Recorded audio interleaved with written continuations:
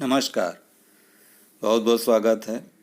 दर्शकों, आज हम बात करेंगे कि राशि कुंडली का जो सप्तम भाव है उसका स्वामी यदि नवमांश कुंडली के 8वें भाव में बैठ जाए तो किस प्रकार के फल देगा।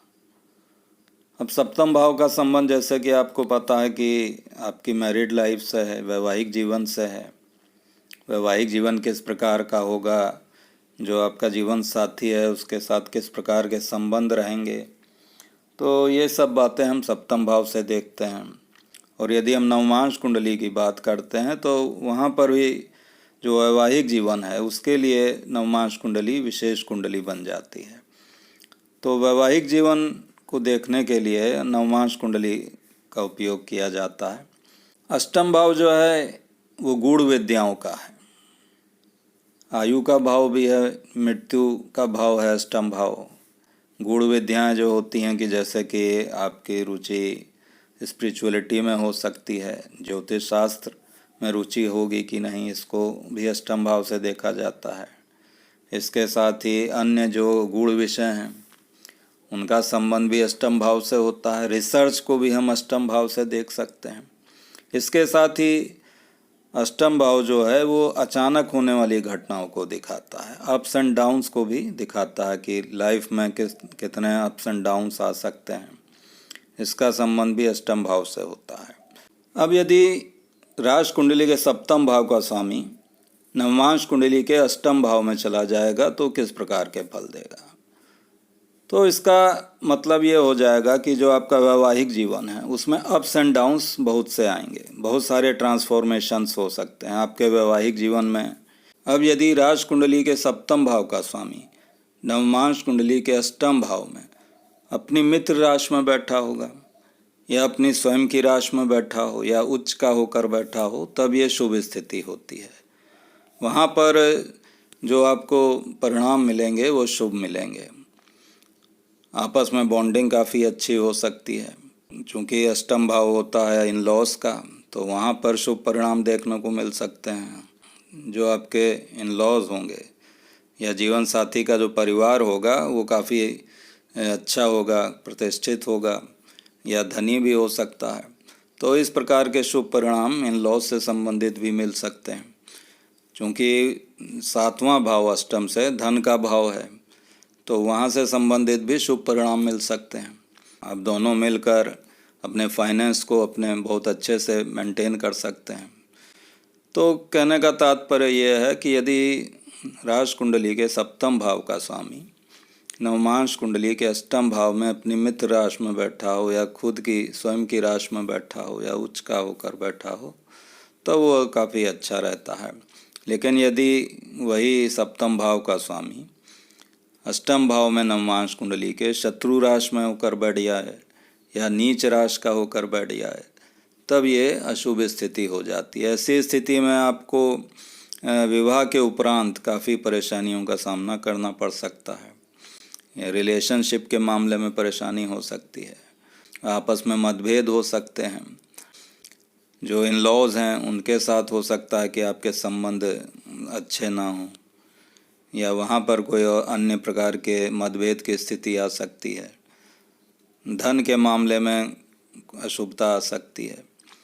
तो ये देखना पड़ेगा कि कौन सा ग्रह सप्तम भाव का स्वामी है और वो नवमांश कुंडली के अष्टम भाव में किस राशि में बैठा है।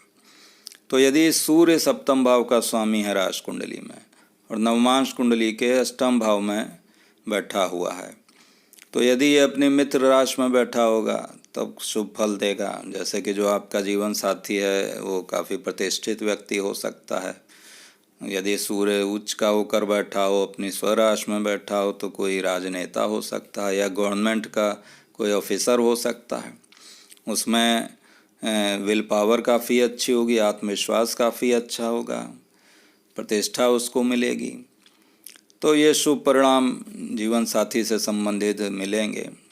जीवन साथी के द्वारा आपको प्रतिष्ठा मिल सकती है, जीवन साथी भी प्रतिष्ठित व्यक्ति होगा। लेकिन यदि सूर्य अपनी शत्रु राशि में बैठ जाए या नीच का होकर नवमांश कुंडली के 8वें भाव में बैठा हो तो यह शुभ स्थिति हो जाती है। जीवन साथी का स्वभाव क्रोधी हो सकता है, क्रोधी स्वभाव का हो सकता है उसमें ईगो अधिक होगा। ईगो के कारण वैवाहिक जीवन में समस्याएं उत्पन्न हो सकती हैं, आपस में मतभेद उत्पन्न हो सकता है, विवाह होने में देरी हो सकती है और आत्मविश्वास उसमें कम हो सकता है आपके जीवन साथी में। यदि चंद्रमा राज कुंडली के सप्तम भाव का स्वामी है और नवमांश कुंडली के 8वें भाव में बैठा हो, तो यहाँ पर यदि मित्र राशि में चंद्रमा बैठा है, अपनी राशि में बैठा है, तो ये शुभ स्थिति होगी। वैवाहिक जीवन अच्छा रहेगा, स्टेबिलिटी रहेगी वैवाहिक जीवन में आपके, इन लॉज के साथ संबंध अच्छे होंगे और धन के लिए भी अच्छी स्थिति होगी। जीवन साथी जो होगा वो आपका इमोशनल होगा, सेंटिमेंटल होगा। शत्रु राशि में बैठ गया चंद्रमा, तो भावनाओं के कारण जो आपका वैवाहिक जीवन है वो काफ़ी प्रभावित हो सकता है, तो भावनाओं का ख्याल रखना पड़ेगा जीवन साथी की। धन के लिए भी ये ठीक नहीं रहेगा, इन लॉज के साथ संबंध अच्छे नहीं रह सकते हैं, विवाह होने में देरी हो सकती है। यदि मंगल राज कुंडली के सप्तम भाव का स्वामी है और नवमांश कुंडली के अष्टम भाव में बैठा है, तो यदि मित्र राशि में बैठा है तो शुभ फलदायक होगा। वहाँ पर आपका जीवन साथी काफ़ी साहसी होगा, धैर्यवान होगा, मेहनत करने वाला होगा, सेना में हो सकता है या पुलिस की नौकरी में हो सकता है, डिफेंस के फील्ड में हो सकता है ऐसा जीवन साथी, और इन लॉज के साथ संबंधों में भी ये ठीक रहेगा यदि मंगल अपनी राशि में बैठा हो, उच्च का हो या मित्र राशि में बैठा हो। लेकिन यदि मंगल शत्रु राशि में बैठ गया या नीच का होकर बैठ गया, तो यहाँ वैवाहिक जीवन में काफ़ी अधिक मतभेद की स्थिति हो जाएगी।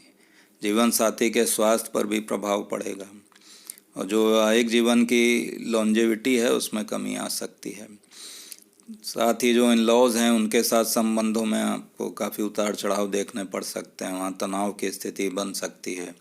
आपके खुद के स्वास्थ्य पर भी उसका असर पड़ सकता है, जीवन साथी के स्वास्थ्य पर भी असर पड़ सकता है। धन के मामले में भी यहाँ उतार चढ़ाव की स्थिति देखने को मिल सकती है, विवाह होने में देरी हो सकती है, क्योंकि अष्टम भाव का मंगल एक मांगलिक योग भी बनाता है।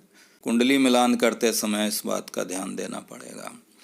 यदि बुध सप्तम भाव का स्वामी है राशि कुंडली में और नवमांश कुंडली के अष्टम भाव में बैठा है, तो मित्र राशि में यदि बैठा है, अपनी राशि में बैठा है बुध, तो ये काफ़ी अच्छी स्थिति हो सकती है। जीवन साथी का स्वभाव काफ़ी अच्छा होगा, बहुत लर्नड व्यक्ति होगा, बुद्धिमान काफ़ी अधिक होगा, जो बात करने की कला है वो उसमें काफ़ी अच्छी होगी, मिलनसार व्यक्ति होगा ऐसा जीवन साथी।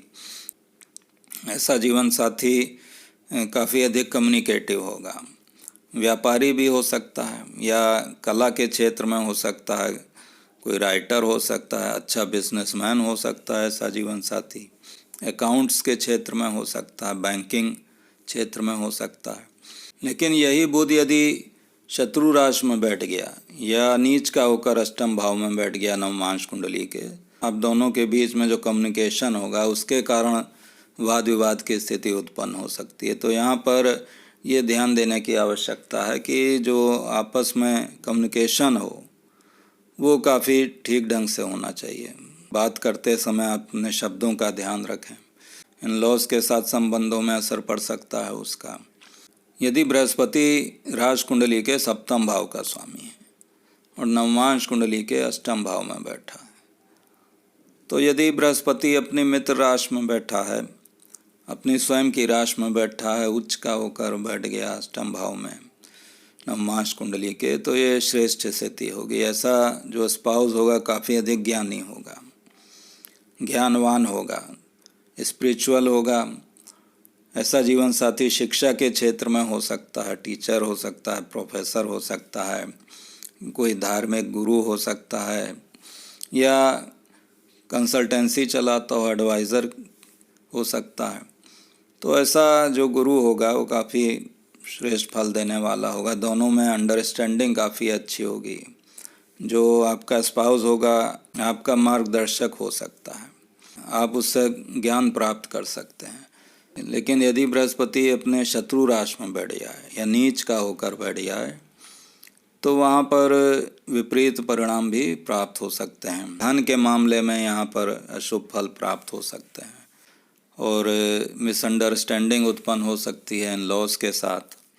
अब चूंकि बृहस्पति जो है कन्याओं की कुंडली में पति का कारक होता है, तो जो कन्याएं हैं उनके लिए यहाँ पर अशुभ स्थिति उत्पन्न हो सकती है यदि बृहस्पति नवमांश कुंडली के अष्टम भाव में शत्रु राशि में बैठा हो या नीच का होकर बैठा हो। तो स्पाउस जो होगा वो ये हो सकता है कि धन कम कमाता हो, ज्ञानवान कम हो, नौकरी आदि के क्षेत्र में उसको परिवर्तन देखने पड़ सकते हैं। यदि राशि कुंडली के सप्तम भाव का स्वामी शुक्र है और नवमांश कुंडली के अष्टम भाव में बैठा है, तो यदि अपने मित्र राशि में बैठा है, स्वराशि में बैठा है, उच्च का होकर बैठा है, तो काफ़ी श्रेष्ठ स्थिति होगी।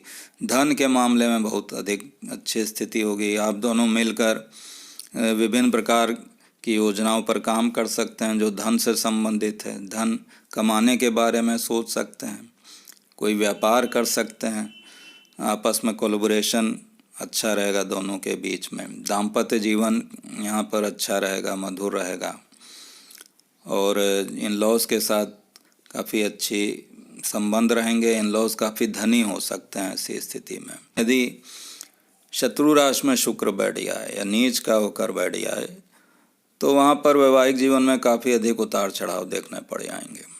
विवाह के उपरांत जो वैवाहिक जीवन होगा, दाम्पत्य जीवन होगा, वो उतना मधुर नहीं रहेगा। किसी प्रकार का शारीरिक रोग हो सकता है जीवन साथी को।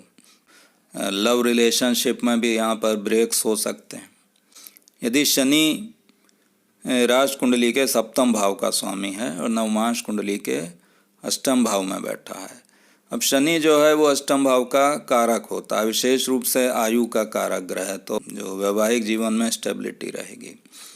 जीवन साथी जो होगा धीर गंभीर प्रकृति का होगा, अनुशासित व्यक्ति होगा। मित्र राशि में यदि बैठा है शनि तो ये अच्छी स्थिति होती है, या अपनी स्वयं की राशि में बैठ गया है, उच्च का होकर बैठ गया है, तो जीवन साथी काफ़ी अनुशासित होगा और बहुत ही केयरिंग नेचर का होगा, आपका ख्याल रखने वाला होगा, अपने जो जिम्मेदारियां हैं उसको निभाने वाला होगा। ऐसा जीवन साथी एडमिनिस्ट्रेशन के फील्ड में हो सकता है, बिजनेसमैन हो सकता है। लेकिन यदि शनि निर्बल हो, नीच का होकर बैठ जाए या शत्रु राशि में बैठ जाए, अप्स एंड डाउन्स बहुत आ जाएंगे वैवाहिक जीवन में। धन के मामले में काफ़ी उतार चढ़ाव देखने को मिल सकते हैं और आपके जो इन लॉज हैं वहाँ उनके साथ संबंधों में मतभेद की स्थिति उत्पन्न हो सकती है, तो जीवन साथी को कष्ट दे सकता है, जीवन साथी का स्वास्थ्य खराब करेगा। तो इस प्रकार दर्शकों, आपने जाना कि विभिन्न ग्रह जो राशि कुंडली के सप्तम भाव के स्वामी हैं, अष्टम भाव में नवमांश कुंडली के बैठकर किस प्रकार के फल देंगे। तो आशा है कि वीडियो पसंद आया होगा। यदि पसंद आए कृपया लाइक करें, सब्सक्राइब करें। धन्यवाद।